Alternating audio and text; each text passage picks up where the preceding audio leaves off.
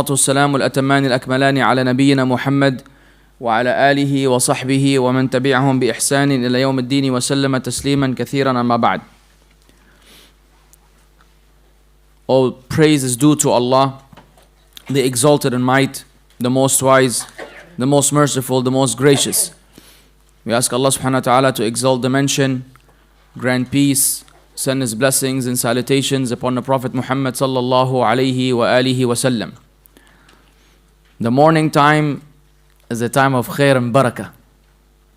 Sah? Allah's Messenger ﷺ informed us that Allah had made this time a time of barakah. And I've noticed in my life that many people spend this virtuous time knocked out, cold, until the day is almost midway or sometimes over, and then they emerge from their deep sleep into the, wilderness, and they miss out. So they become like night owls. They stay up the whole night and sleep in half of the day. Needless to say, that is not from the hadi of the Prophet ﷺ. Now some people might have a job where they work what they call the graveyard shift. Do you guys use that term here? Yeah, understandable if you have a situation. But the norm is that the morning time is a time where you could go and seek rizq. And in this case, you're seeking a different type of rizq, which is the rizq pertaining to the al-ilm al-nafi', inshallah, the beneficial knowledge. And this is where you're probably most alert, you're still fresh. So we are going to wrap up with this session everything that had been discussed thus far, inshallah ta'ala. And we're going to continue our discussion on the firaq that have deviated from the mainstream teachings of Ahl Sunnah wal Jama'ah. So we've covered the infamous or notorious Khawarij. We've touched upon and spoke about the Qadariyah and Jabariyah while we were at it. Let's instead of looking at it from a historical point of view, as in when did they come or when did they become popular, let's look at it from a contemporary point of view, as in who these people who seem to be very prevalent or very relevant, or these are the ones that we encounter the most, and therefore we need to discuss this matter with them more frequently than others. What would be a very popular group or a belief system that is within your family, within your society, within the people around you? Who would those be that fall under one of these firaq? Sufiya. Okay, that's good. But wait, do we consider the Sufiya to be among the main firaq of deviation? I.e., when we speak about Qadariyah, Jabariyah, Khawarij, do we put the Sufiya in an independent category, or do they fall under something else from an Aqeedah point of view? Under the Ash'ira. It could be, by the way, because Sufiya, the Sufis, they're of different strands and different. The Sufis are a wild bunch, to be honest with you. It depends on where they come from and what they want and who taught them. So they could be a bunch of break dancers who happen to have access to a masjid. People put some music for them and they start dancing. That's their religion. It could be people that are good at bumping their heads. It could be people that are obsessed with dhikr jama'i. They do adhkar in unison with a particular rhythm or rhyme to it. And the list goes on. Then you have within their belief systems, obviously, those who are on another platform altogether, where they're disconnected from anything that has to do with the Sunnah in the name of the Sunnah. So we know that. So we're going to put them with the Ash'ira in a sense that from an Aqeedah point of view, they're Ash'aris. But who are the Ash'ira? Who did they come from? Who's their...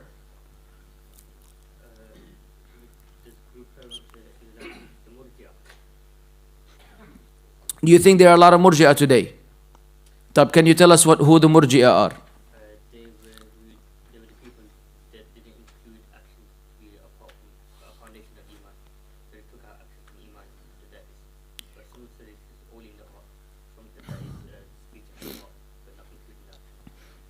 So Murji'ah are those who make a disconnect between the deeds and the state of the heart.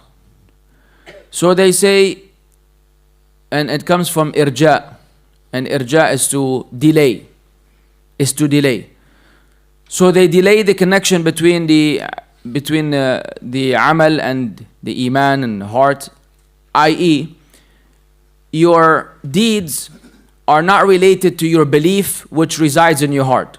So, someone could disobey Allah 24/7, engage in no good deeds at all, or maybe a little bit, and is equal to Abu Bakr in Iman. Because according to them, Abu Bakr believed in Billahi wa malaikatihi wa kutubihi wa rusulihi wal yawm al-akhir wal qadari khayri wa sharrih, and this fulan believes in the same 6 pillars of Iman.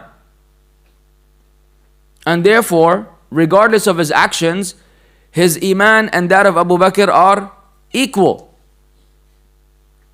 Now I know that sounds like it makes sense, right? It doesn't, of course. But we have, when we come across, and you will see how we're always going to connect, you will be very surprised how in every aspect of these discussions of Aqeedah, always and forever you will come to a point where your intellect is going to conflict with the revelation.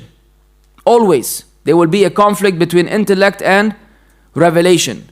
And always you are expected to give precedence to the revelation over your intellect.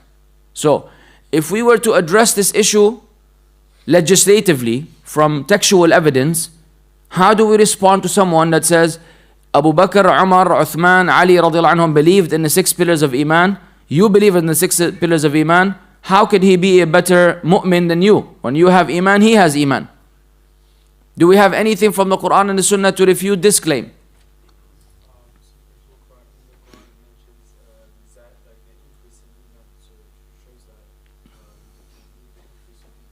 Yeah, tamam. Where?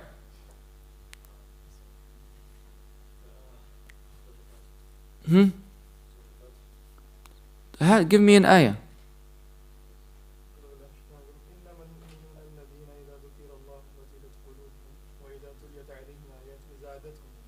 Verily, indeed, the believers are those who, when Allah's name is mentioned, their hearts tremble, and when His ayat are recited upon them, زادتهم imana, it will increase them in iman.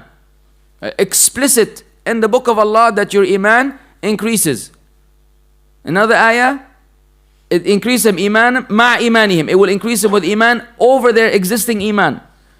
Then we have many other evidences from the Quran and the Sunnah which we will not elaborate on at the moment.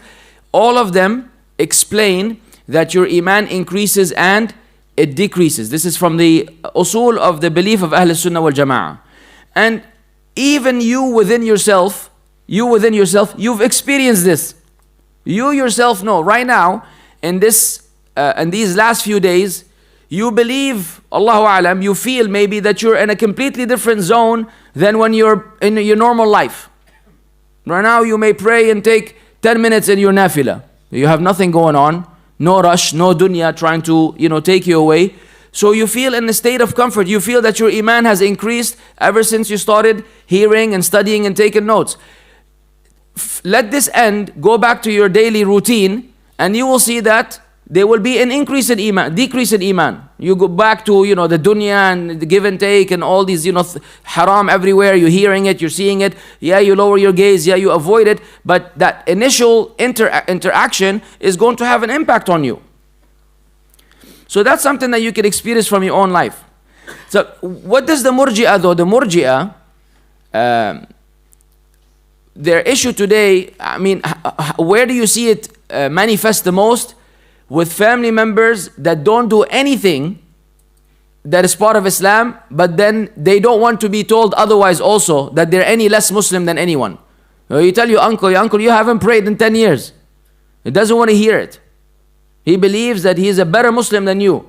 Who are you, Aslan? You're 20 years old and I'm 45. You're going to come and tell me about my religion? I know my Islam. You don't pray, you don't do anything. It's okay. According to him, because of this irja, which has become prevalent among the Muslims, there's no connection between his deeds and his Iman. He still believes that he's a full-fledged Muslim and a full-fledged mu'min, even though the person might be in a state of perpetual violation of the deen of Allah.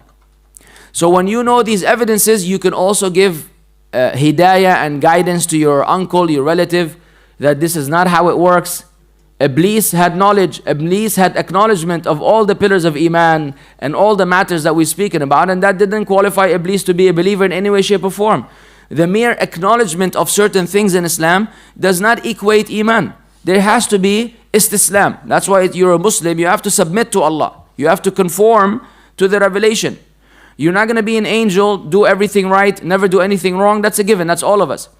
But you have to be involved in the process of worshipping Allah for you to manifest your Iman and your belief. So that's a very critical issue among the Muslims today, the fact that they don't want to connect those two. Now, there is a group though that also deviated within irja, who because of their we're not people of takfir. Passing takfir on someone is a very serious matter. Some have reached a point in their wariness of takfir that they no longer pass takfir even on the one who deserves to be a kafir. And then they fall into irja. So there are guidelines, there's dawabit that we follow in terms of takfir. There are two extremes. There's a group of youth, mashallah, tabarakallah, who have a takfir gun. They walk around with a takfir gun, and anyone and anybody that they see, they shoot him with the takfir gun with no hesitation. Before they ask who you are, what your name is, what you've done, just from the mere appearance, yep, not a Muslim, boof, take you outside of Islam. Ala tool, they will pass takfir on you that you're not even part of the ummah. Because you drank a cup of coffee or you did something that in their book, that was like a violation of the usul of Iman. Khalas, you're outside of Islam. So these are the takfiris which are all over the place, causing all kinds of fitan upon the Muslims. We're very wary of saying that you have left Islam. There are certain mawani' that have to be omitted. There are certain conditions that have to be met. وَانْتِفَاء الْمَوَانِعِ, and the absence of the preventives. Meaning you could do something that is tantamount to kufr, but there's a mani' that prevents it from applying to you. And we have many evidences from the Quran and the Sunnah, the most famous of which is the man who had disobeyed Allah all his life, and he told his children that when I die, if Allah were to get a hold of me, woe to me, so when I die, burn me and turn my body into ashes and scatter me in the sea. Throw it all over the place, because if Allah were to get a hold of me, then woe to me. Type. So this person technically had doubts that Allah is able to bring him back. Doesn't Allah bring the people back after they're dead? In one way, this is an act of disbelief. But we know from the hadith that Allah Azza wa Jal asked him, what made you do this? He said, out of fear of you, Allah. Allah forgave him. This hadith, among others, the scholars that's why we look into these matters, and we have to be careful. That's why we refer this matter to the ulama. They are scholars that are qualified, who can make the assessment, and then they could say what needs to be said. For you and I, we need to think a million times before we delve into this issue.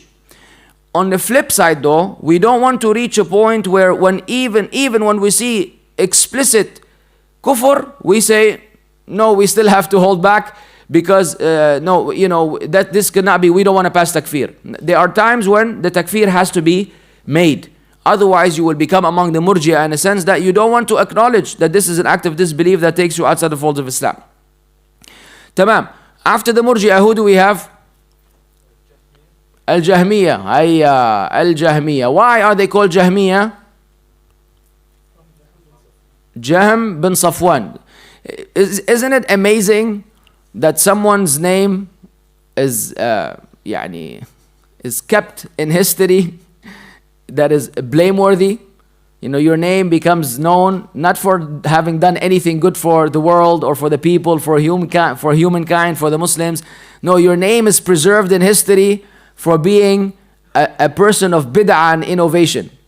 And in spite of that, Jahm ibn Safwan is a musibah of the highest order. Some very highly qualified, doctors and mashayikh make a video speaking about the legacy of Jahm ibn Safwan. What legacy that Jahm ibn Safwan is going to leave for the ummah? What legacy? How do you use the term legacy, which is a praiseworthy term, with someone that has caused deviation across the ummah from the time he came about until today? What was the issue with Jahm?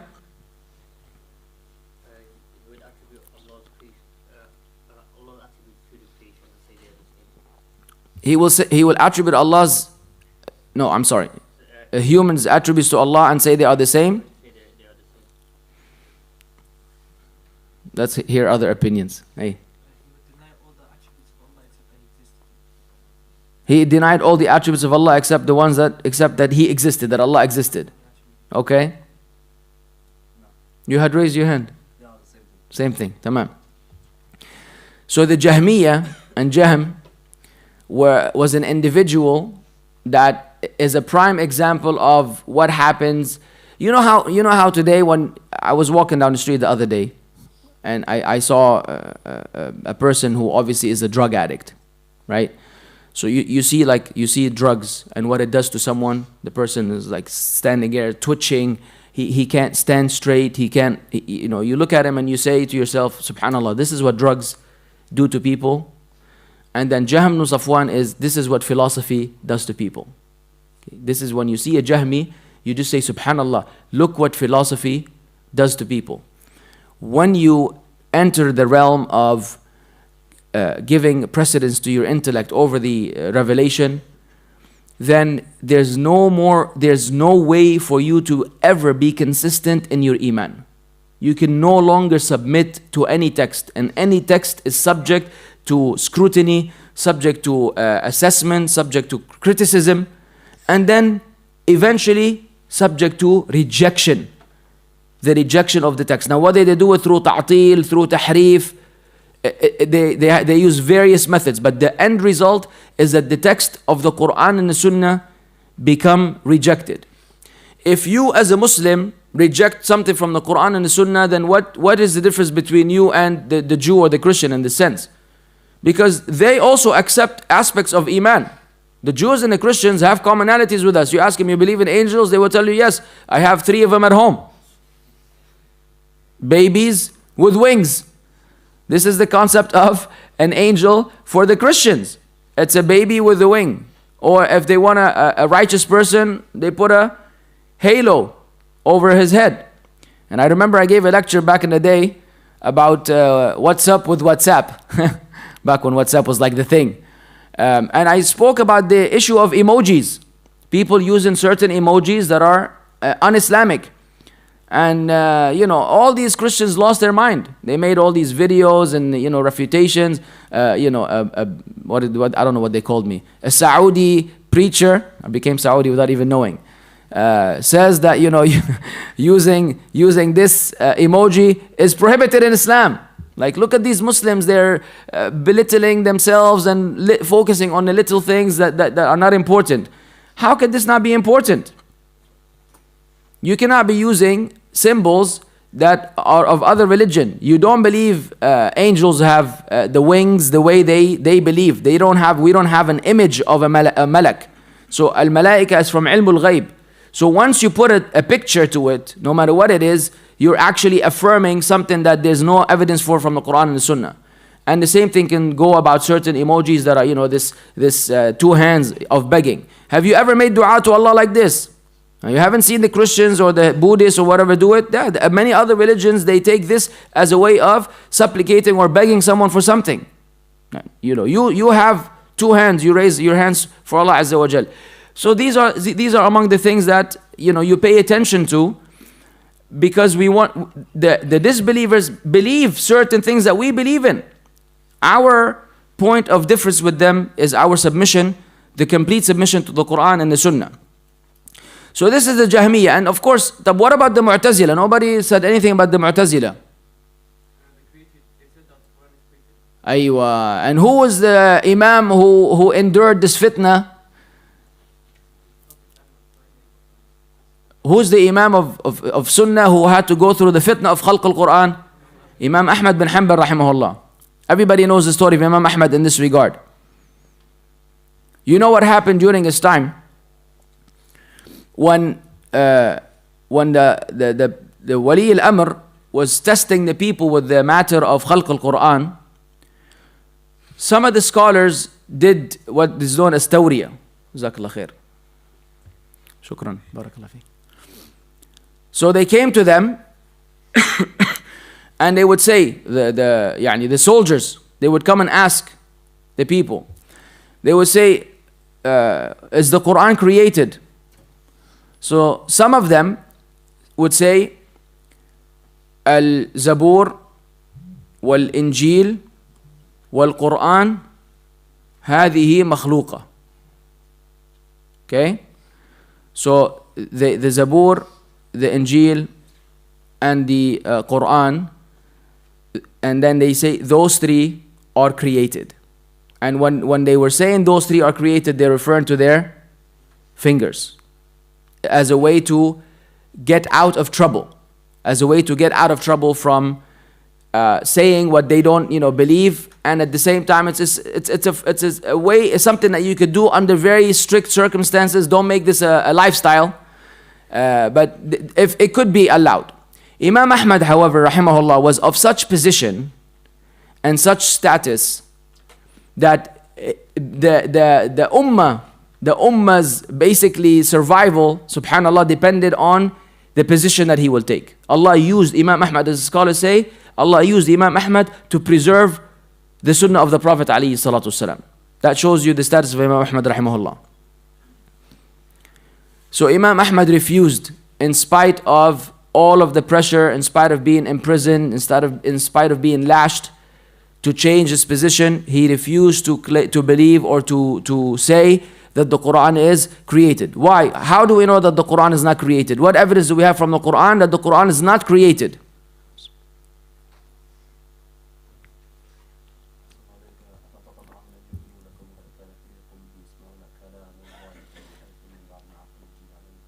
Can you translate at least the part that is related to us?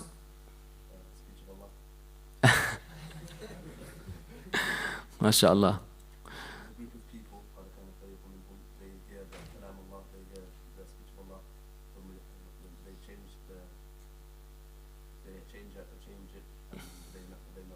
Good. Jazakallah khair. Is there another ayah?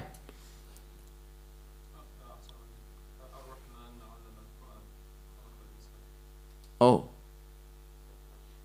Wait. So you're using this as an evidence that the Quran is the speech of Allah, i.e. it's not created? How come?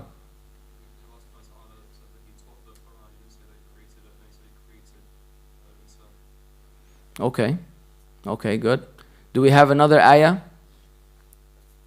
وَإِنْ أَحَدٌ مِنَ الْمُشْرِكِينَ اسْتَجَارَكَ فَأَجِرْهُ حَتَّى يَسْمَعَ كَلَامَ اللَّهِ. And if one of the disbelievers seek your protection, then offer him this protection until he hears the kalam of Allah.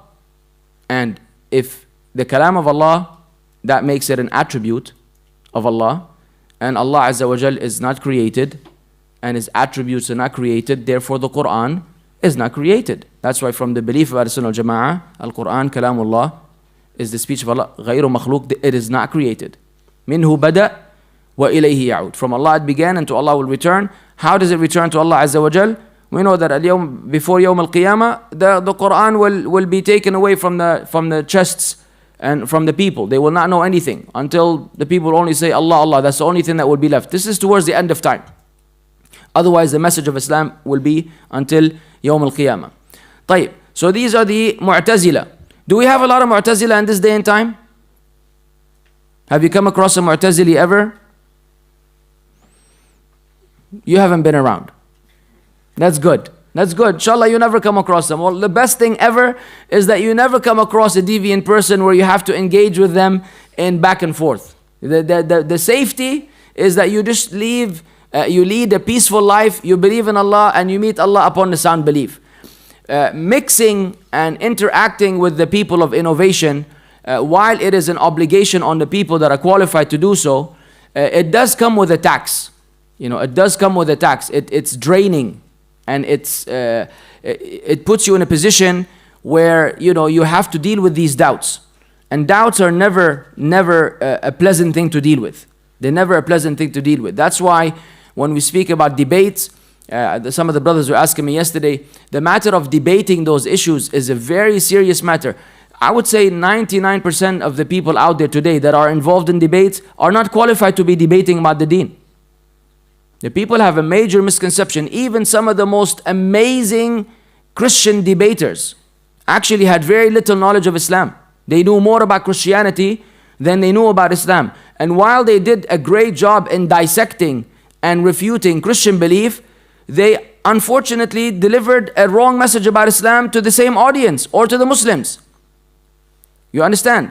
And this is people that are as qualified as they get in refuting Christians. And at some point, what was his name? Shabir Ali? Have you heard of him? He was also amazing in the beginning. Amazing in dealing with the Christians. The next thing you know, he doesn't believe in hadith, and he doesn't believe in this, and he interprets it, and then he came up with a completely different thing. You would say, you know, you might think this is great for refuting Christians. No, it's not. No, it's not. This is a disaster of the highest order. And I don't want to mention a lot of names. I just want to give you an example that I'm confident is a problematic. Some are less problematic than that. But the bottom line is, it's a very serious issue. Debating is a very serious issue. There's a lot of ego involved. And you're representing Islam. And you could possibly fail Islam. When you fail, it's not just your personal failure. You fail the truth that you're supposed to represent. Why are you putting yourself, who do you think you are? Who do you think you are to be debating? Unless this is a subject matter that you have studied and you have understood, and you have some sheikh of yours who told you, go ahead. You have some endorsement from senior scholars, some people that know what's going on, who give you the green light that yes, there's a maslaha in this, there's khair in this. So you go and embark on that with plenty of preparation and plenty of research and plenty of study, lest it backfires, as it happened many times. You see all these videos on YouTube where, you know, you're supposed to be representing the truth, and it just seems as though the deviant person was victorious. And they have nothing but falsehood. They began with falsehood, they ended with falsehood. Who takes the responsibility of that? The people that are supposed to be debating. Don't debate. And for you, the average Muslim who's still studying, don't enter into these debates until and unless you know what you're talking about. Don't listen to debates in the first place, because all you're doing is exposing yourself to doubts. And the Sunni representative may or may not adequately and effectively address the refutation. Like even right now in this class, maybe I've mentioned a few doubts of the deviant people, but I didn't elaborate enough to address the doubt. You understand? It's an issue, and this is within a contained situation. Because it's impossible. You're a human being. There's going to be a human error. There's a margin of mistake that will happen. So the idea of listening to debates is something that you don't involve yourself in. The same thing could be said about reading the books of the people of innovation. You don't do that either. Now you reach a certain point where you're able to filter things out. You're able to figure it out. That's a different discussion for another day. But for now, you need to protect yourself. So not that many Mu'tazila. Who else do we have? What? Opa! I wasn't planning on this one. Ikhwan al-Muslimin that's Hizbiyya now. We're gonna enter into the matter of Ahzab. I want, this is connected to Al-Aqeedah Al-Waasitiyyah. You're not gonna find Ikhwan al-Muslimin in the Sharh of Sheikh bin Uthaymeen alayhi rahmatullah. So we will dismiss that discussion. That's a discussion we could have in private, inshallah ta'ala. But for the purpose of the matan and the Sharh of the Sheikh, we want to stick to the groups that were actually mentioned in the book. So the book does mention Al-Murji'ah, it mentions Al-Rawafid, it mentions Al-Jahmiyyah, it mentions Al-Mu'tazila, it mentions Al-Qadariyah, it mentions Al-Jabariyah, and definitely the Ash'ari, a big, obviously the book is in essence a refutation about the certain deviants of the Ash'ari. Maturidiyah. Maturidiyah and the Ash'ari, they're cousins. They're very related. They have a few things that they differ. Actually, they're big matters that they differ on, to be honest with you. But nevertheless, they're still categorized. They're categorized as just one of, another form of Ash'ariyah, in a sense, the Maturidiyah. No, I'm talking about the bigger names. Or did we cover them all? So we can go to the Q&A. Yeah. Oh, okay. So we're entering into the smaller ones within the major name. No, let's take a step back.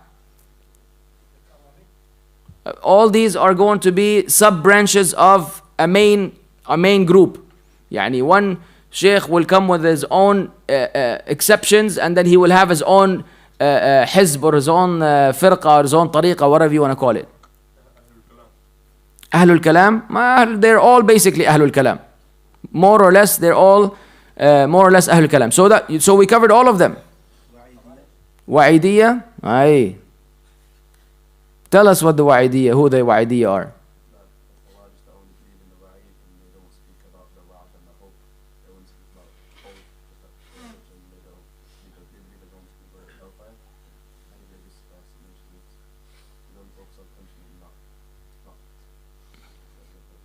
So they're a group of people that only focus on Al-Wa'id, because the Quran has bisharat, has certain glad tidings, and has wa'id, the warnings of Allah Azza wa Jal and the warning of Jahannam. Of course, we enter into the issue of the people, the Mu'tazila. Did we mention that they believe in this station between the two stations? That's among the thing where you're in terms of the hereafter, they have a hukum for you in the dunya and the hukum for you in the akhirah, and about abiding in the hellfire for eternity. All of these actually are discussed in the book in detail. But I want the main groups, I believe all of them are covered. Let's repeat them. We have the first, the Khawarij, then the Qadariyah, the Jabariyah, the Jahmiyyah, the Ash'ari, the Murji'ah, Al-Mu'tazila, Al-Rawafid, Al-Rafida. That's it. Anybody else from the major? Sheikh? Nawasib? Oh. You have to elaborate on this one, Sheikh. The Rawafid. Hey. You have the opposite of the Rawafid. That was mentioned in the book as well. Jazakallahu khairan. طيب. So now we're going to get into the section that I've been looking forward to from day one. And so may Allah Azza wa Jal make it easy. Once again, not every question is going to be based on something that you particularly heard in those days. Some of these questions are going to require that you do your own little thinking. Yani you're going to have to do a little thinking, extract the answer more or less based on the information that we have covered, and based on other information which I expect that you already have in your bank. I'm sure you didn't come here with zero knowledge and then the first thing you heard was Al-Aqeedah Al-Waasitiyyah. صح? I'm assuming you have some infrastructure, some foundation upon which you build some of the things that we mentioned. Maybe some of you have actually studied the book from cover to cover and know way better than I do. So I don't know the levels of the people around. طيب. When we speak about huda, what is huda and what types of huda do we have? And what are the evidences from the Quran and the Sunnah? Now, of course, Huda is a sister's name also. So, we're not speaking about anyone that you know whose name is Huda. We're talking about the generic word. تفضل حبيبي. Huda means evidence. So, evidence from the Quran. دقيقة يا شيخ لحظة. أيوة. You know, they say جيت تكحلها عميتها. It's an Arabic expression when if you want to fix basically the eye, there was a problem with the eye, you came to fix it, you wind up making a blind. But you put your finger in someone's eye, they don't even see anymore. You were like removing something, now they're blind. So you were better off with the first option, trying to correct it with the second one, killed the first one, but either way we're way off. No, this answer should come from someone who hasn't responded thus far. Somebody that has just been sitting in the background looking at me the whole time. No, you're not someone who's been looking the whole time. You actually moved from the front to the back. Hey, mashallah, jazakallah khair, ahsan alaik. Tahur inshallah. Huh? Alu. Yani, you haven't come across the word huda in the Quran and the Sunnah? You say it in the Fatiha every single day. Obviously in a different form of the word. But don't you say ihdina? Didn't Sheikh Muhammad Tim explain to you in the Iqtida Sirat al-Mustaqim? I believe he elaborated on the Fatiha, صح? Anyone? تفضل, huh? Huda means guidance. طيب. How many types do we have? Oh, 2. Okay. Are we guessing or do we know what we're talking about? He got scared. It's okay. It's good. It's good. As-salamatu la ya'dilu wa shay. تفضل.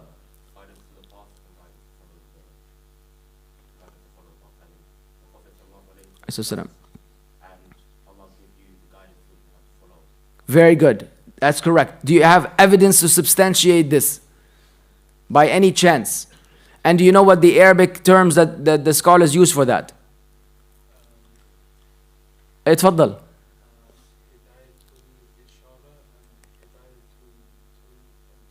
Isn't it irshad?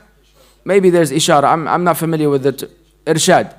Hidayatul irshad wa hidayatul tawfiq. Very simple. I can give you. اتفضل. You found the evidence? يلا هات. وإنك لتهدي إلى صراط مستقيم. طيب. What's the counter? This is the hidayatul irshad, which is the guidance of direction. Example.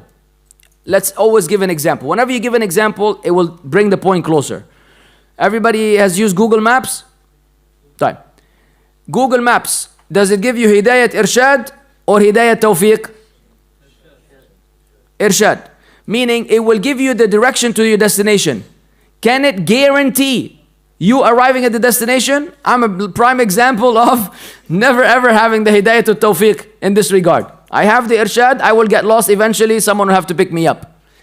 So hidayatul irshad is someone giving you, showing you the way. In this regard, Allah said about the Prophet ﷺ, وَإِنَّكَ لَتَهْدِي إِلَى صِرَاطٍ مُسْتَقِيمٍ. Indeed, you guide to the straight path. طيب. If the Prophet ﷺ guides to the straight path, is everybody guided? No. This is where what? Hidayat al-Tawfiq comes in. And the evidence that Prophet ﷺ doesn't have Hidayat al-Tawfiq is what ayah?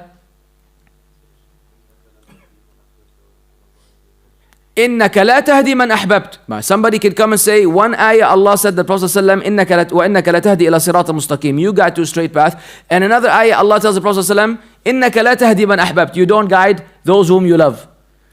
However, Allah guides whomever He wills. How do we reconcile between those? This is Hidayatul Irshad and this is Hidayatul Tawfiq.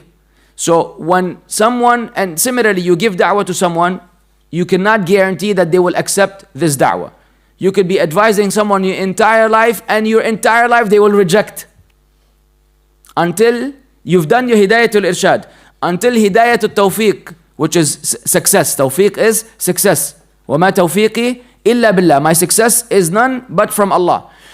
This is beyond human beings. This is very related to what though? It's related to our Tawheed al-Uluhiyyah.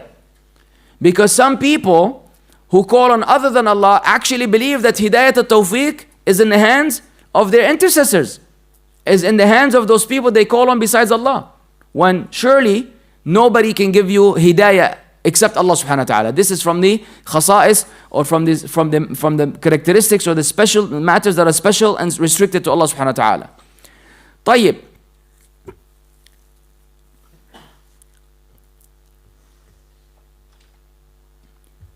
What is the meaning of the Shahada?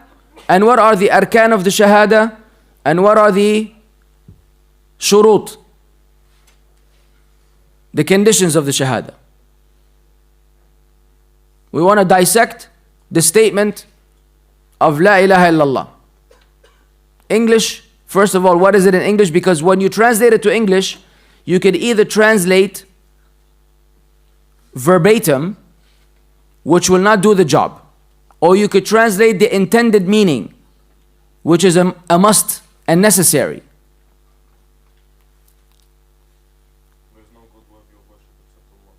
There's no God worthy of worship except Allah. That's your preferred translation for La ilaha illallah. What? It's not literal? What do you mean? So you're just giving me symbolic language?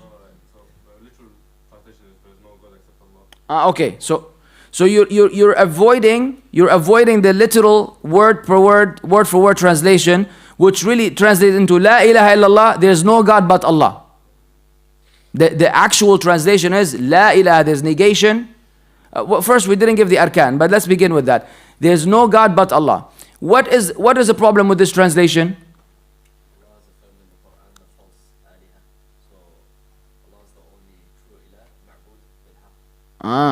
What's the evidence that there are other aliha in the Quran? Trouble. Huh?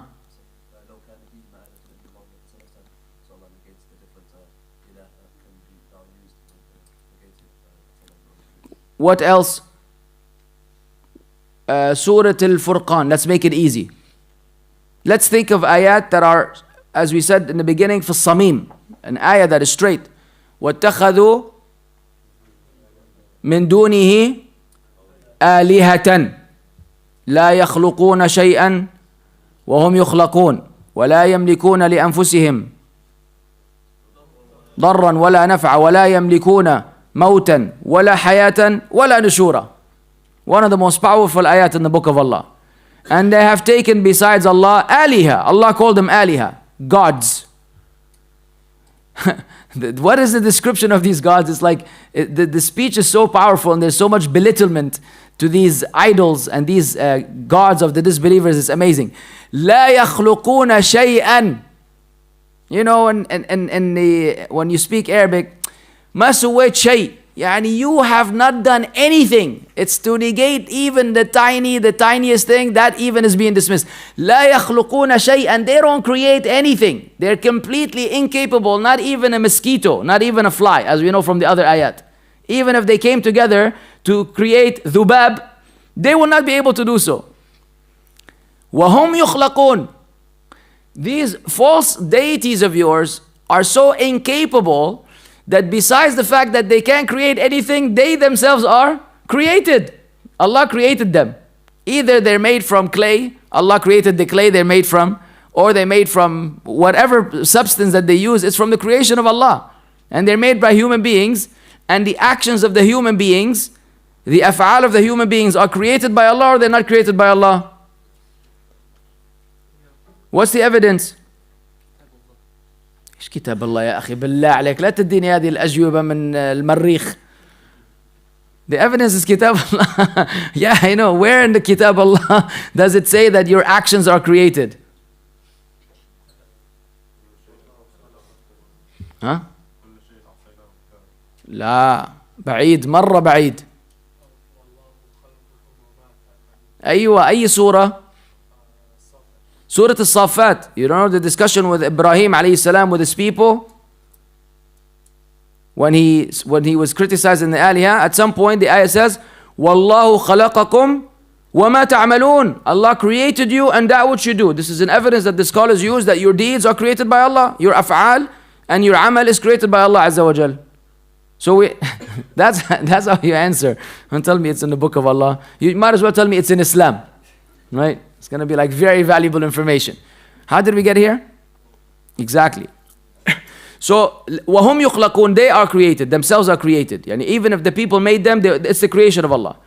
وَلَا يَمْلِكُونَ لِأَنفُسِهِمْ ضَرًّا وَلَا نَفْعًا. And then not only that, this is a continuation of their status. They do not possess for themselves any harm or any benefit. So those false deities are so incapable that they cannot even protect themselves.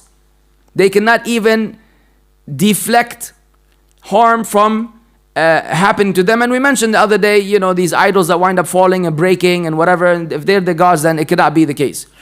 وَلَا يَمْلِكُونَ مَوْتًا وَلَا حَيَاةً وَلَا نُشُورًا, and they have no possession, no control, no involvement in death, life and resurrection.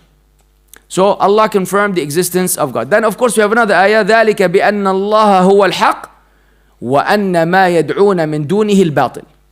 That is because Allah is the ultimate, I think it's Surah Al-Hajj. Allah Azza wa Jal is Al-Haq, and everything that they call on besides Him is Al-Batil, is the false gods. So from this we understand that there are other aliha. Allah confirmed the existence of the aliha in the Quran, but Allah told us that all of these aliha are batil. They're all false gods, and that the only ma'bud bihaq is Allah. The one who's worthy of worship alone is Allah. Type. La ilaha illallah is divided into two parts. We have to be quick. Tayyib. Negation, affirmation. You're negating. Jazakallah khair. Naam, I'm with you. So if someone were to say the atheists are the closest people to Islam because they already believe in La ilaha.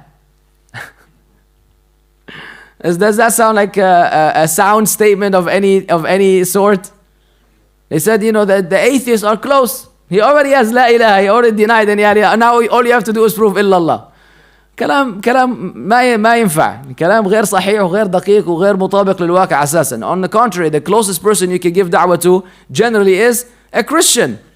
A Christian is the easiest target for a Muslim, and I think the biggest number of reverts that come to Islam is from Christianity, maybe followed by Hinduism, maybe followed by... Atheists are actually very difficult individuals to deal with.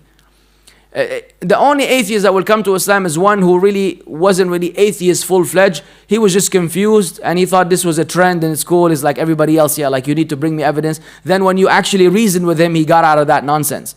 But if it's a hardcore atheist whose objective in life is to reject Allah, you will find it almost mission impossible, illa man rahim Allah, to give him da'wah.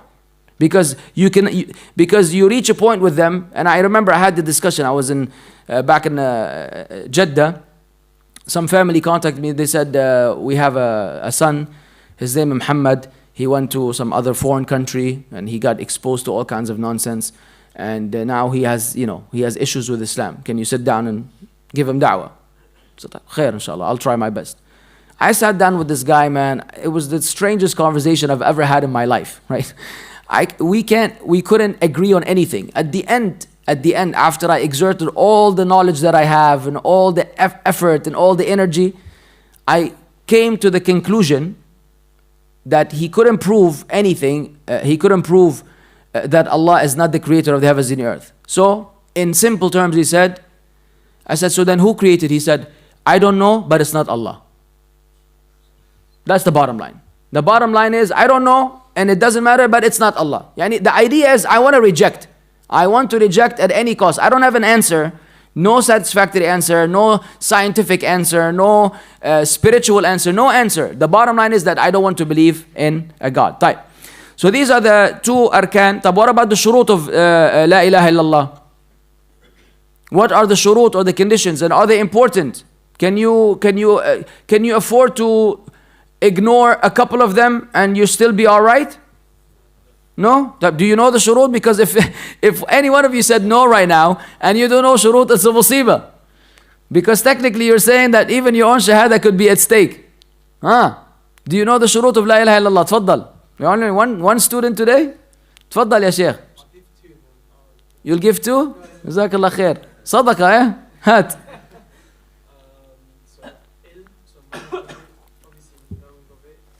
Evidence. Hey, fa'lam annahu la ilaha. Command from Allah to know. La ilaha illallah. Wastaghfir li dhanbik. Walil mu'minina wal mu'minat. So that's what the scholars say. After you know, then you seek forgiveness. Allah put the ilm before al-qawl al-amal, as we all know. Tamam. So al-ilm, which is opposed by jahl, ignorance. Next. Ikhlas. Evidence. وما أمروا إلا ليعبدوا الله مخلصين له الدين. Tamam. This is which surah? Zumar, I believe. Bayyina. There's more than one. Tamam. جزاك الله خير. أحسنت. يلا يا كابتن. Al-yaqeen. What is yaqeen? Yaqeen wala yaqeen? Yaqeen. Ah, yaqeen with a qaf. Qaf or kaf? Don't be scared. If you have a position, stick to it. Qaf. Yaqeen, good. طيب, what is yaqeen? Certainty. Aywa. I don't know the truth. You know the evidence?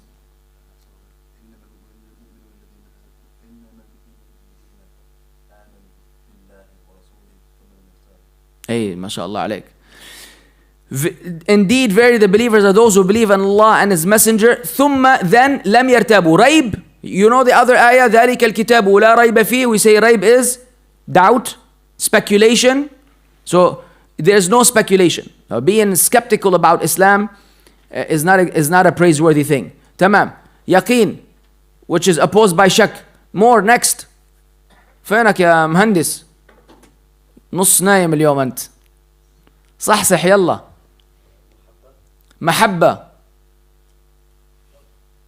Love. Are you the same guy with لا يا أخي. لا يا أخي. Wait. Are you married? Inshallah. Inshallah you get married soon and you have a lot of love in your life. The brother's been consistent from the beginning of the dawrah until now. Somehow, some way his answers have to do with love. How do you manage? Even if you did this on purpose, it wouldn't work. طيب, محبة, what's the evidence? لا أدري. جيد. لا بأس. أي ومن الناس من يتخذ من دون الله أندادا يحبونهم كحب الله والذين آمنوا. And those who believe are more أشد is يعني from شدة, from strength, from being more. They have more love for Allah Azza wa Jal. أحسنت. Next.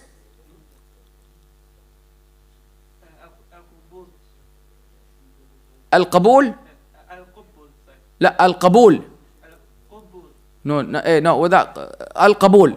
قبول. Just say قبول. Because if you add the shadda on the ba, you change the meaning. By the way, that's close to قبلة, which means a kiss. Yeah, so we don't want to go there. قبول is I remember when that's another thing that I always like to include nonsensical stories just to make the class more sensical, I guess. In the kingdom, when a store is being put up for sale, or if you want to lease it or something like that, they write on it المحل للتقبيل, right? And so if you don't know, you will think that it's basically the translation is this store is for kissing. And you say, what is that for? Turns out that I found out later that this is a form of you basically renting out the place and using it for your own good. It's important to know those nuances, otherwise you end up in trouble. So you didn't give me an evidence? Qabul.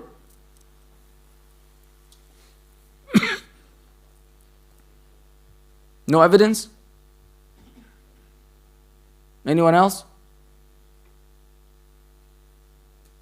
The awkward silence? Can you say رضيت بالله ربا وبالإسلام دينا وبمحمد صلى الله عليه وسلم نبيا? Would that work as an acceptance, or is there something else?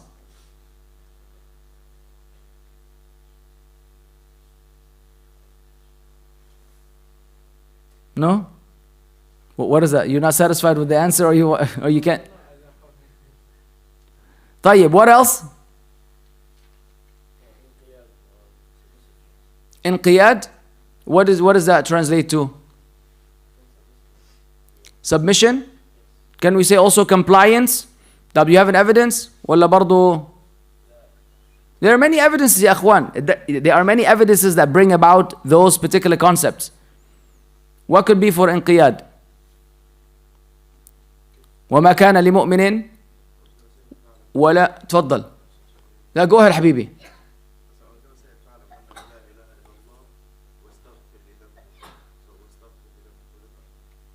That would be for which one? انقياد? No. We could say وما كان لمؤمن ولا مؤمنة إذا قضى الله ورسوله أمرا أن يكون لهم الخيرة من أمرهم. It is not for a believing man or believing woman after Allah and His Messenger have decreed or have decided upon a matter that you will have any choice regarding that. Anyways, give da'wah, you've been given da'wah your whole life. But when it comes to the matter of takfir or the rulers, you hold to a certain position that you believe is from the Quran and the Sunnah. And those same people that might have appreciated your da'wah all these years immediately will turn against you and they will call you all kinds of names, including excommunicate you from Islam. They will take you outside the folds of Islam because of a disagreement with them on this particular issue.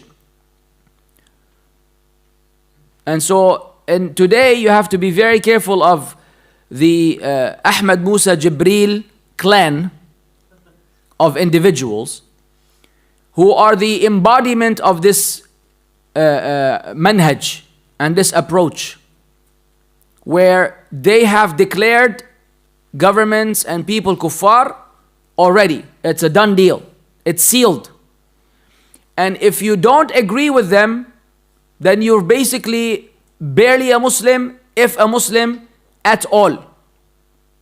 You go from being barely a Muslim to not even being a Muslim at all. Whereas we know that in the Quran, Allah Azza wa Jal, what does Allah tells us? What does Allah tells us? They're saying no audio.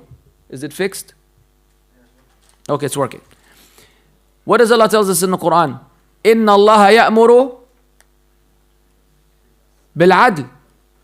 Verily Allah commands that you be just. Even if it's against, another ayat, even if it's against yourself. Allah commands that you speak the truth and you're just even with your opponents and your enemies. Even with your opponents and your enemies, the fact that they are deviant does not allow you to transgress in areas where they are not deviant. And it does not allow you to lie against them or to invent things that they have not said. But the da'wah scene today is actually is very toxic and very much contaminated with this kind of behavior. Once a person is warned against, the people will actually invent, come up with things, add things, exaggerate things, slander, and it's all in their mind halal. It's all in their mind halal as long as, according to them, you have gone off the track. Ahl Sunnah wal Jama'ah, even with the khasm, even with the opponent, even with the Ahl al-Dalal, wal-Zayg, wa Ahl al-Ahwa, we still seek the pleasure of Allah Azza wa Jal in our jarh and ta'deel. In the criticism and the praise, just like the science of hadith, even with those individuals, we maintain justice. It doesn't mean that we have to praise everyone before we criticize them if they have some good. No, sometimes you just go full-fledged criticism. But we do not add or spice things up because they are deviant. You cannot add things that don't exist in someone. You cannot attribute to them something they have not said. And you cannot base your belief on tabloids and newspapers and magazines. And a magazine authors an article about someone, khalas, this is a hujjah. This is a hujjah against them as though it was revealed by Allah. You don't even know who authored this. And Allah tells us in the Quran, what happens if a fasiq comes to us? فَتَبَيَّنُوا. You need to verify. أَن تُصِيبُوا قَوْمًا بِجَهَالَةٍ فَتُصْبِحُوا عَلَى مَا فَعَلْتُمْ نَادِمِينَ. Lest you wind up oppress people out of ignorance and then you will become regretful over that. And so the source of news today is generally from fusaq. It's from defiantly disobedient people. They're not reliable, they're not Muslims, or they're deviant Muslims, so you cannot take this information as being sound and reliable. So this new wave of takfir that is happening today, especially because of the Palestinian conflict. And the Palestinian conflict, I don't mean it as in, the conflict between the Zionist state and Palestine. I mean the conflict meaning for the ummah. It's a conflict because it's divided the ummah into people that are absolutely outlandishly, outrageously oppressive, and people that are reasonable and in line with the revelation, the Quran and the Sunnah. They put things in their proper order. It has really exposed everybody. The irony is they believe, on the flip side, they believe that those who are not doing what they're doing are being exposed. But our yardstick of assessment is the Quran and the Sunnah. At the end of the day, is your behavior substantiated by evidence from the Quran and the Sunnah or not? The only people that are in line with the Quran and the Sunnah are the people that are communicating the message that we are communicating in this regard. It's a fitna. It's a sad state. Nobody in his right mind will support the Zionists or will stand with them or will be against the genocide of the Muslims or the killing of the Muslims. On the contrary, it's because we care so much and we love the Muslims so much and we value the blood of Muslims so much that we actually have a problem with the way it's taking place. And we have a problem with the instigation that is leading to this kind of massacre. The people think that the death of the Muslims is justifiable in order to reach the higher goal because they have a misconception about everything related to the issue. This could be a lecture in and of its own, but I just wanted to highlight quickly some of those problems. Please do not be swayed by the propaganda and do not be fooled by the hype. Those matters you need to ask the mashayikh and the tullab al-ilm and the people that will connect you with the mashayikh to understand them. You see, the behavior of the scholars is completely different than the behavior of the layman. And that's why when the fitna comes, everybody receives it. Everybody receives the fitna, that when it goes away, then you understand who got basically swept by the flood of the fitna and who held his ground. The scholars always hold their ground from any fitna that comes along. The scholars that are grounded in knowledge. They know when to speak and how to speak about it and what to say, and you will never find their speech to be in line with the layman. The laymen are just raging emotions. Raging emotions. Everybody speaking from emotions. Look, back in my day, when I wasn't even practicing any Islam, and the ruling on music is known, tamam? Back then, we did not practice Islam in my house. There's a very famous song that is a result of the Palestinian issue called Wain al-Malayin. Where are the millions? It's a revolutionary military song where the video is a compilation of all these Palestinians being beat and abused by the Zionists. A little child, they turn his arm and break it. Yani things that will drive you insane. I have no connection with Islam whatsoever. But I could swear by Allah, even as an 8-9-year-old kid, every time I would see that video and listen to this song, I would lose my mind. I felt I'm ready to go down in the street and take a taxi to Palestine and liberate Palestine myself. In terms of feelings, I feel that anything is justified. Like my mind is telling me anything is justified. Because the song and the video clip will mess with your brain. As a lesson learned from then, what emotions can do to you. 80% of the people in prison are in prison because of emotions. Because they did something in the state of emotional instability. Got into an accident, got upset with the guy who hit his car, went down, beat him, punched him, killed him, stabbed him. Some guy killed his wife, some guy killed his neighbor. 80% of the crimes are not really calculated where the guys are sitting there sipping on coffee and tea and thinking about the movie's not a serial killer. Those people are acting on emotions. Parents wind up beating the crap out of their kids who are only maybe 7-8 years old. During the time the beating is happening, the parent is not in his right mind. Talk to them afterwards. They will cry for 2 days because they beat a child a little bit more aggressively than they should have. From their perspective, shouldn't beat the kids in the first place. I'm just saying, in their standard of beating, they might want to just hurt the child a little bit. But during the moment of anger, the child broke something, did something.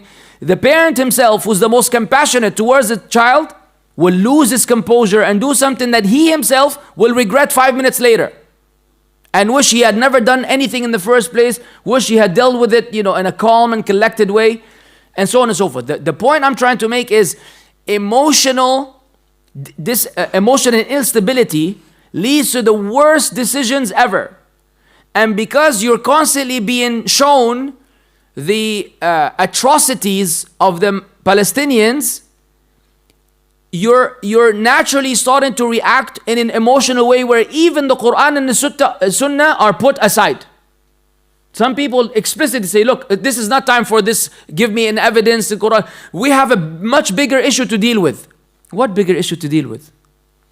This is an Islamic issue in the first place. You're a Muslim. Islam is not only in the masjid and as soon as you exit the masjid it stops. Islam governs your entire life. So you still have to be governed by Islam in terms of how to deal with the subject matter. And therefore, if you don't know, then the safest thing is don't say a thing. Don't say a thing. Don't have a position. Don't you dare go and criticize and violate Muslims because of a stance that you hold, and that stance that you hold is based on your emotional reaction to the condition of the Muslims in Palestine. Because the matter is a matter of Aqeedah, it's a matter of deen, it's a matter of politics, and politics is a very, very complicated matter. Just have any meeting. We were having a meeting the other day, was just trying to figure out a schedule. Just a very simple schedule of where a talk can be given. And it's like 5-6 people putting this and that and making phone calls. And I was thinking, subhanAllah, something so simple, and it requires all this effort, all this thinking, all this involvement, all this assessment, checking, double checking, cross checking, just for a very simple matter. What about politics and governments and matters that are far beyond what we knew and understand? We're not even in that position. Allah did not make us people in charge or politicians in the first place. Yet everybody wants to comment on every politician as though he is the politician. Ya akhi, you don't know what you're talking about. It is not a video game. It is not a video game where you get all the Muslim countries say, Yalla, go attack. And then they go attack, then they eradicate the Zionists, and then we all, hey, what do you think this is, ya habibi? It's not a video game. There's a lot more to the situation. And it's not going to be dealt with in this manner. There's something called Al-Nasr, in al-Nasr illa min indillah. The victory comes strictly from Allah. In tansurullah yansurkum. If you aid Allah, Allah will aid you. Wa yuthabbit aqdamakum. Allah will keep your feet firm. There's a process for us to attain the victory that we are anticipating and looking forward to. There's a process for it. We're not doing the process. So be careful of that bunch online that will try to poison you with their thinking. Do not let your emotions drive you. And do not make your decisions based on emotions. Always refer to the matter of the Quran and Sunnah, no matter how much you're emotionally outraged by what's happening. Because it is not going to solve the problem, it's only going to make it worse. طيب. One of the shurut that we didn't cover is, we did al-mahabba. There's one more that we didn't do. Which one? As-sidq. What's the evidence?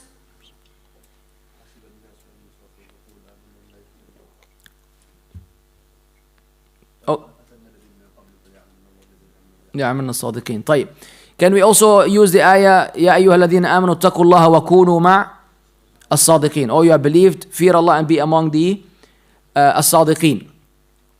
طيب. So that covers the pillars of the shurut of La ilaha illallah. Now, those shurut, just so we could summarize it or sum it up, those shurut have to be present and available for your shahada to be the fulfilling shahada. The shahada that will allow you to stand before Allah Azza wa Jal and be guaranteed either immediate access to paradise or eventual access to paradise. You cannot mess with any of these conditions of the shahada. You cannot afford to mess with any of the conditions of the shahada. And it's not about just memorizing them, which is great. Memorizing that, these are the shurut, because these are all based on istinbat from the scholars. The scholars basically deduce them from the Quran and Sunnah. What's more important is to embody them in our lives. It's not that just I memorize about sidq, it's that I actually have sidq in my la ilaha illallah. It's not about the knowing about inqiyad, it's actually fulfilling the inqiyad. And so on and so forth. Of course, with the margin of sinfulness that we will all have in our lives. طيب. The three categories of Tawheed are what? You jump till the end? You want to start from the end or you want to start from the beginning? Let's begin with the same. It's correct. Don't be disheartened. But give me the first one first. You're consistent, huh? That's the second time. طيب, you don't want to give it. So what was it, the first one? La ya Sheikh. That's the last one.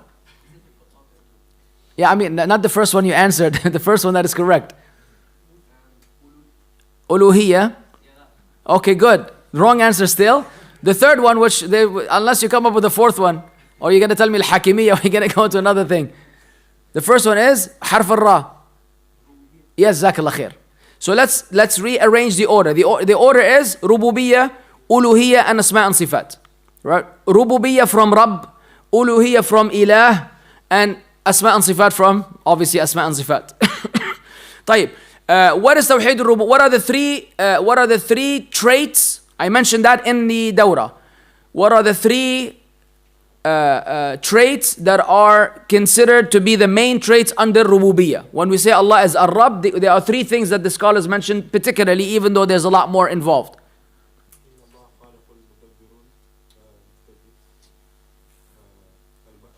Don't make it into a sentence, just give it to me independently, individually. Al-Malik أو الملك. طيب ماشي. The first one, Al-Khalq أو الخالق. تمام. Allah is the creator and the creation, obviously, the creation, the concept of creation. And then Al-Mulk from sovereignty. We use the word sovereignty or dominion, meaning to Allah belongs everything. Allah owns everything and everyone. Tamam. And Tadbir. At-Tadbir, the arranging of the affairs of the creation. Meaning Allah, يَرْفَعُ مَن يَشَاءُ, Allah raises whomever He wills, He degrades whomever He wills, Allah brings the dead from the life and the life from the dead, and Allah sends down the rain and sends down the rizq, and everything that's happening, everybody's heartbeat, everybody's blood circulation, everybody's inhaling and exhaling, all of this is actually done under the command of Allah Azza wa Jal. Nothing is happening independent of Allah. And now you could imagine the level of how many of the creation of Allah do we have? All of them are being maintained simultaneously. Subhanallah. From the azam of Allah Azza wa Jal. Naam, tfaddal. At-Tadbir. Tadbir is to arrange the affairs. Yudabbiru al-amr. If you come across, you find it in the Quran, Yudabbiru al-amr is to arrange the affair. Tamam. طيب, that is Tawheed al-Rububiyyah. Who believes in Tawheed al-Rububiyyah? Who believes in Tawheed al-Rububiyyah today? The what? I'm sorry? The Quraysh affirmed Tawheed al-Rububiyyah? What was the evidence we cited earlier? إنهم كانوا إذا قيل لهم لا إله إلا الله. No, that's not the one. ولئن سألتهم من خلق السماوات والأرض لا يقولون الله. If you ask them who created the heavens and the earth, they will say Allah. So they acknowledged the rububiyyah of Allah Azza wa Jal. Did that lead them to worship Allah alone? No, this is where Tawheed al-Uluhiyyah comes. But okay, the Jews and the Christians today and the Hindus and the Buddhists, do they believe in Tawheed al-Rububiyyah? اختلف العلماء. So no, yes.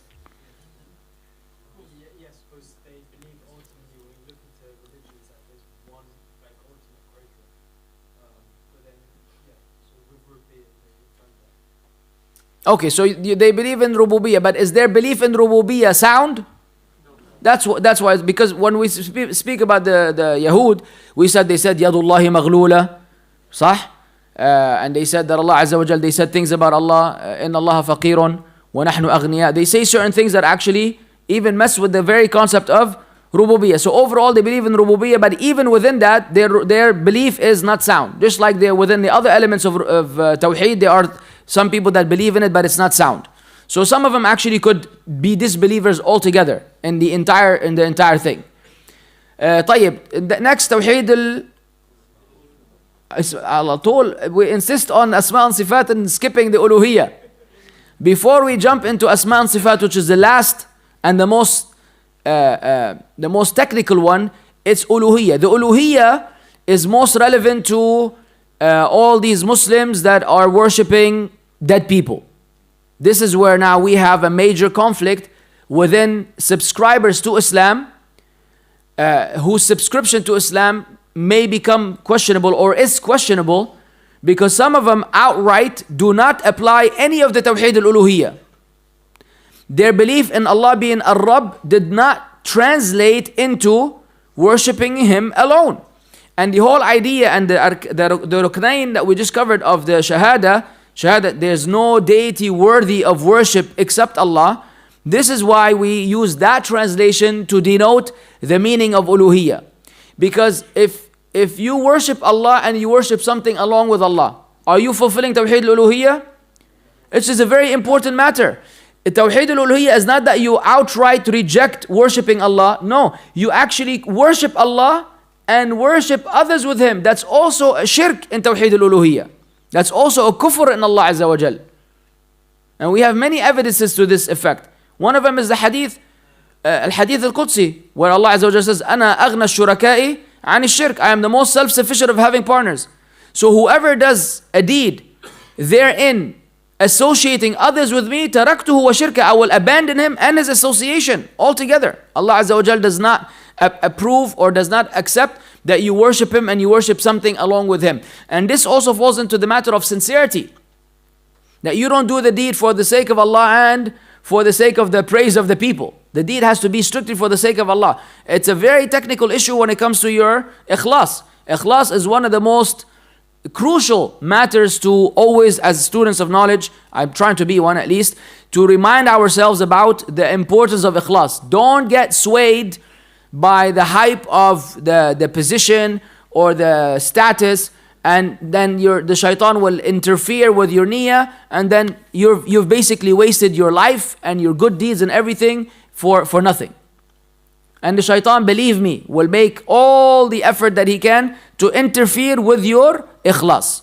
So always keep your ikhlas in check. Always keep it in check. Always remind yourselves that whatever the people will say right now, on Yawm al-Qiyamah, no one is going to care about you. Only Allah. Only Allah decides where you go, whether you end up in Jannah or Jahannam, whether your deeds will be accepted or not. All these people, they could hype you up and praise you and clap for you. On Yawm al-Qiyamah, these are the same people that will say, I have nothing to do with you. Nafsi, nafsi, myself, myself.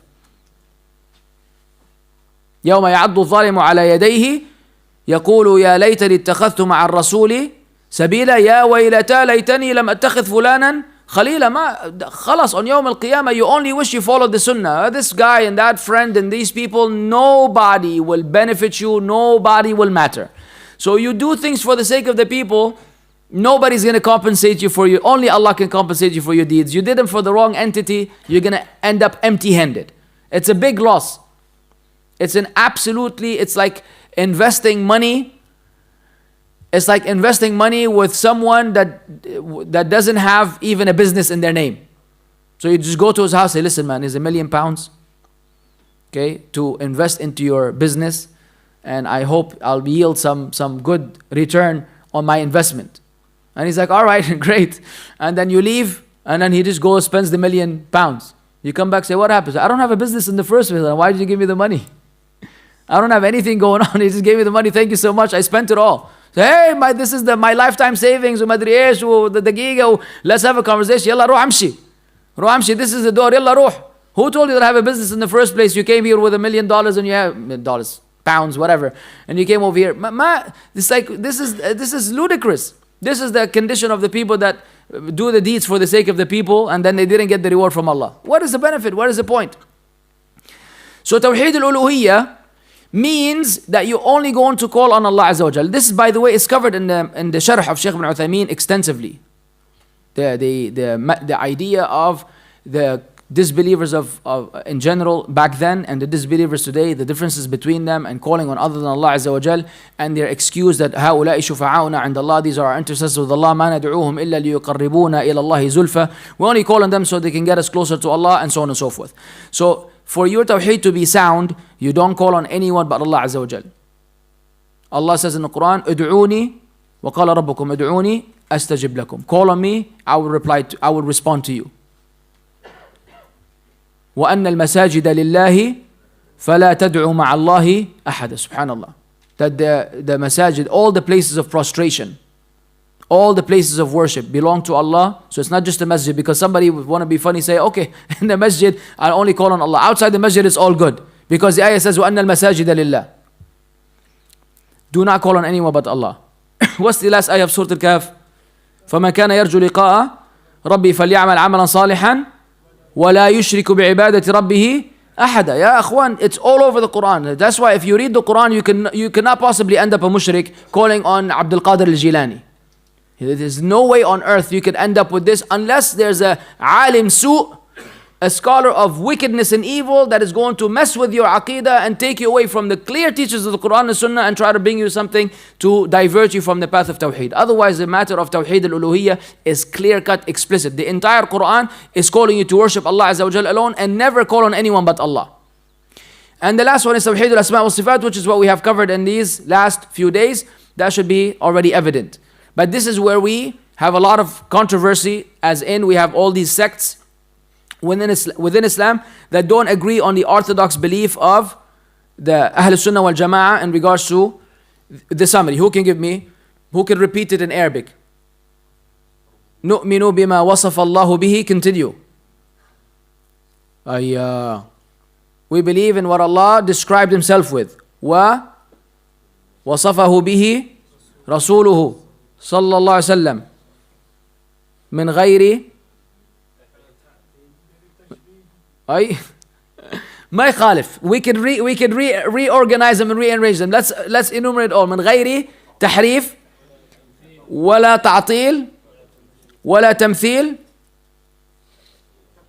ولا تكييف. And sometimes تمثيل and تشبيه are both used. Sometimes they use both. Sometimes they use them interchangeably because they have some similarities. Really? طيب.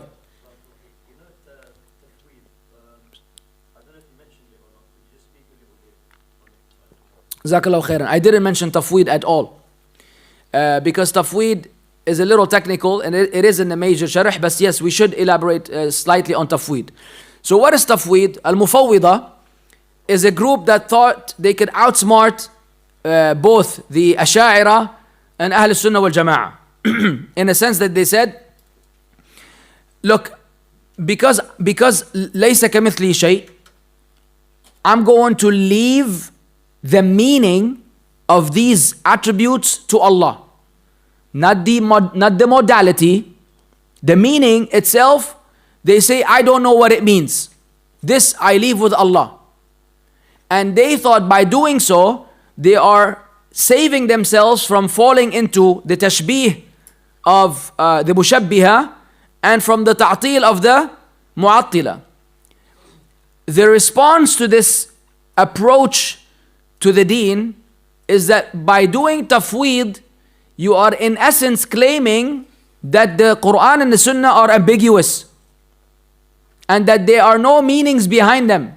When you say that I don't affirm the meaning, I only affirm the text, but the meaning I leave to Allah, then according to you, they're void of substance. The ayat and the ahadith are void of substance. So you're alleging that the Quran is not mubin, and the Quran is not hudan, and the Quran doesn't have the traits and the characteristics that Allah Azza wa Jal described it with. Further, you don't have anyone from the Salaf, from the Sahaba and the Tabi'een who will support you in this position of yours.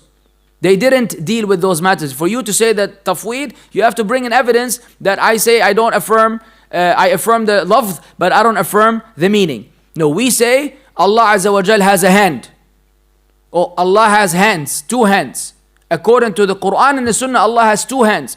With explicit ayat in the Quran and the Sunnah. The meaning of a hand we know. What we don't know is the modality and the likeness, because there's nothing like Allah. So we affirm the meaning and we hold back on the takif of this particular trait, but we don't deny. They say we don't know what hand means. We don't affirm the meaning of hand.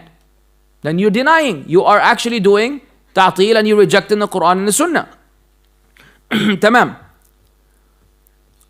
تفضل حبيبي. ما في شيخ. وين الشيخ؟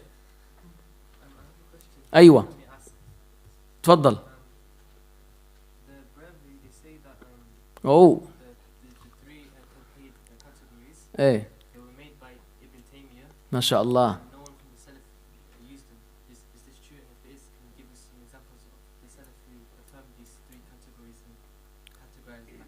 طيب.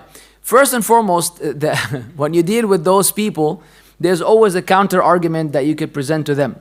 So when you deal with Tablighi Jama'at and those people that when it comes to this matter, they become sensitive. And so the question was the Barelvis, they say that the Tawheed, this taqsim, or this division of Tawheed into Rububiyyah, Uluhiyyah, Asma and Sifat was introduced by Shaykh al-Islam ibn Taymiyyah rahimahullah, and that there's no predecessor for him in this regard. So basically they're stuck on semantics. Right? Their issue is semantics, and these titles or these names or these categorizations are not substantiated to the Quran and the Sunnah. The default state, because there are things surely that the scholars had to articulate that were not needed at some point in time. So that's a generic answer, whether to this particular issue or any other issue. The first thing you say, yeah, no doubt, I don't deny that there are certain things that are for you to reach the ghaya. These are from the wasa'il that are required and needed to attain the ultimate goal of sharing knowledge and teaching the people and authoring books. Similarly, authoring books altogether was something that was not done, if you want to put it this way. But usually these people like Tablighi Jama'at, right? How many things have they introduced into their code of conduct that are not from the Quran and the Sunnah, that don't have any evidence from the Quran and the Sunnah in the way in which they do it, the 3 days and the 40 days and 3 months and 30 years. I wouldn't be surprised, but if they have a 300 years target, because Al-Khadr, according to them, is still alive, according to some of them at least. So they have all kinds of beliefs. All of these you could say, where is this? Why are you looking at supposedly our bid'ah, according to you, in coming up with these terms, and you're completely fine with all these other things that you are doing? So if they're fair and just, they will acknowledge that. Second of all, the idea of the division of the Aqsam al-Tawheed. The reality of the situation is, all that is happening is you're giving a title to a collection of evidences from the Quran and the Sunnah. This is like any book, like Imam Bukhari or Imam Muslim, they have bab this or bab that. This is the chapter that deals with these particular issues, where they compile all the evidences that are related to this particular chapter, to this particular topic. So why do they acknowledge and approve the kutub of hadith that are there, and they want to now have a problem with that? Thirdly, we say there are definitely things that back then were not even required, because there was no deviance that necessitated this kind of categorization. This categorization, the authoring of the book of Kitab al-Tawheed, Kashf al-Shubuhat, Al-Usul al-Thalatha, all these are actually as a result of the deviance that manifested in the Ummah, and in order to counter those innovations, then the scholars had to come up. By the way, a lot of the issues, a lot of the terminology that we use in the Quran and the Sunnah today, in the books of Aqeedah, the Salaf really didn't even have to delve into them, because there was no Mubtadi'ah who were speaking about Allah in this philosophical sense. So there was no need for them to confirm, for example, what is known as A'da and Jism. When we say that Allah has hands, and they say this is Jariha or Majariha, there are certain terms that the Salaf did not actually have to use, but they're forced to use now in the context of refuting the people of innovation. So this is something that is extremely normal and is extremely expected in an effort to preserve the teachings of the deen. Plus, what is their issue? Let's say hypothetically that they came up with these names. Can they deny the essence of it? Can they deny that there are ayat that speak about the rububiyyah of Allah, and there are ayat that speak about the uluhiyyah, and that you should worship Allah alone, and that you should believe in asma and sifat? Tell them, ya akhi, reject. Don't call it rububiyyah, uluhiyyah, asma and sifat, but by Allah, live up to it. by Allah, believe in the Quran and the Sunnah according to the understanding of the Sahaba and the Tabi'een, Atba' Tabi'een, and I'll give you a military salutation every time I see you. And don't call it Rububiyyah, Uluhiyyah, Asma' and Sifat. But the reality is, this is not their issue. Their issue is not. Their issue now is now that they want to reject, this is their stance, they want to now sit there, pick and choose, and find loopholes in what you believe in order to justify their deviance. The same way a person chooses to be an atheist after he was once a Muslim because he wants to continue sinning without guilt. He's a disobedient Muslim. As a Muslim, you have a conscience, you have damir, you have a nafs al-lawama that's constantly reminding you that what you're doing is wrong. How do you overcome for a completely disobedient Muslim? How does he overcome this guilt trip, as they say? He decides to reject Islam altogether. خلاص ما في يوم القيامة وما في حساب وما في رب العالمين ولا في شيء. And then he has a party. Now it justifies the guilt that is going to be there. So some people are already bent on misguidance, and then they will find justifications for it. I'm sure there could be a better answer by the Shaykh. Inshallah, Shaykh Hudhaifa will give you something more intense and condensed. But this is just overall. Now. I want to quickly go back to the shurut. Difference between inqiyad and qubul, because they're really similar. Now, if you invite me, if you send me an invitation, and I'm not suggesting that you do so, but if you send me an invitation and I accept it, that's one level. Now that I've accepted it, for me to actually comply with all the elements of your invitation is another level. So first I accept, and then you tell me, but when you come to my house, you have to take off your shoes at the outside, and you cannot yawn in my house, and you have to wear an umbrella, or you have to put an umbrella. Let's say you come up with some outlandish. This is inqiyad. I might not have an inqiyad. I've accepted your invitation, but now this requires more effort on my part to be consistent and to comply and conform to your request. Jazakallah khair. Beautiful. طيب.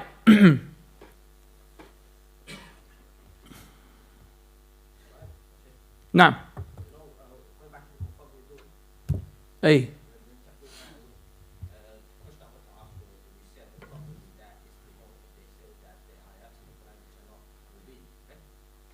نعم.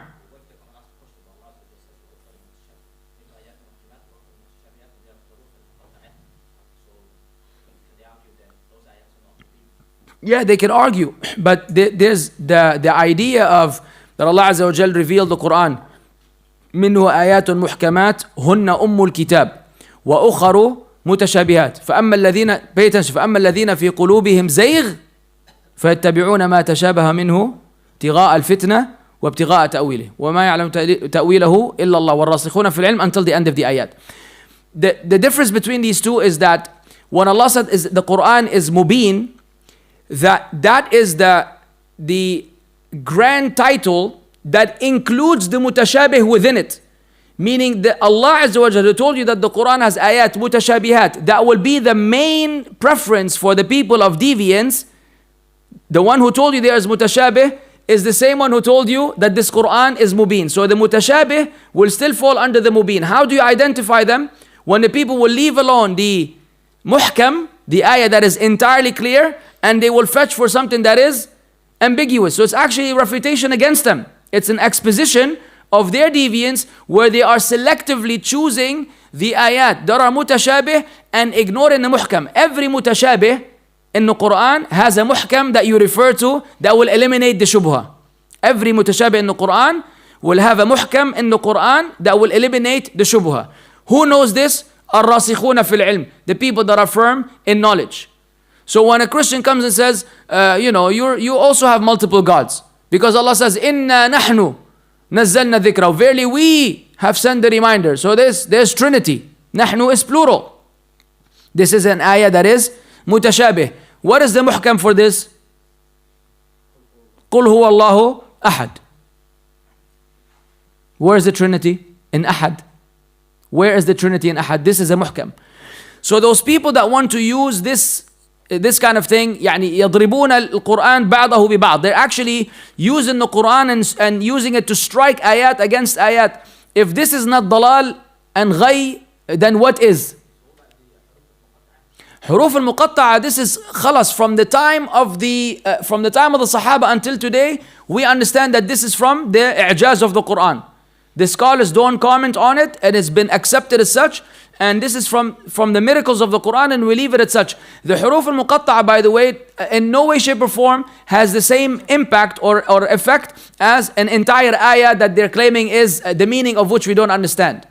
So when you say kaf, ha, ya, ayn, sad, or alif, lam, mim, any beginning of these surah, it doesn't really affect the meaning of what you're reading. Versus an ayah that says وَيَبْقَى وَجْهُ رَبِّكَ ذُو الْجَلَالِ وَالْإِكْرَامِ, or يَوْمَ يُكْشَفُ عَنْ سَاقٍ, or any other ayah that has the attribute of Allah, it actually contains a sentence, a complete sentence with i'rab and so on and so forth. Those al-huruf are already agreed upon by the Salaf of the Ummah to be left as is.